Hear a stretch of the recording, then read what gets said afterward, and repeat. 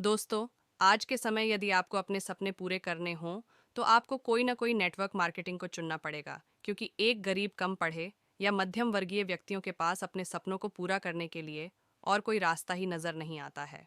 और सपने पूरा करने के चक्कर में बहुत से लोग ठगी का शिकार हो जाते हैं।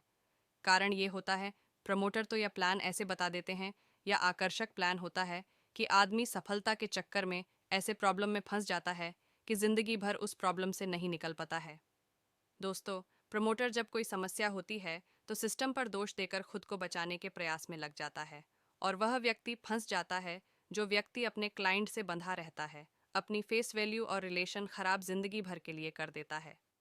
प्रमोटर का कुछ नहीं बिगड़ता है, वह नए व्यक्तियों के साथ नया क्षेत्र में एक नया कॉन्सेप्ट का प्रमोशन करने लगता है।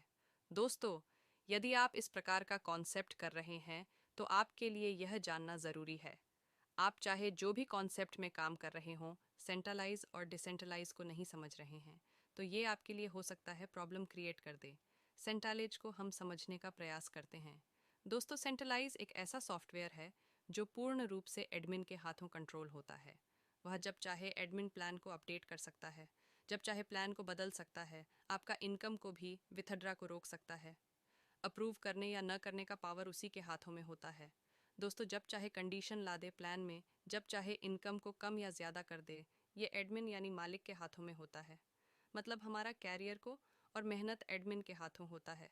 दोस्तों, जिस कंपनी में प्लान बार बार चेंज होता है, उससे फ़ायदा शायद ही पर नुकसान बहुत होना है। कभी कभी तो पूरा का पूरा नेटवर्क ही ख़त्म हो जाता है, जिससे मेहनत और समय दोनों खराब हो जाता है। दोस्तों, अब हम डिसेंट्रलाइज को जानने के प्रयास करते हैं। दोस्तों, यह कॉन्सेप्ट में प्लान का जो जन्मदाता है, एक बार कॉन्सेप्ट को तैयार कर सॉफ्टवेयर में डाल देता है, जिसमें कोई एडमिन नहीं होता है।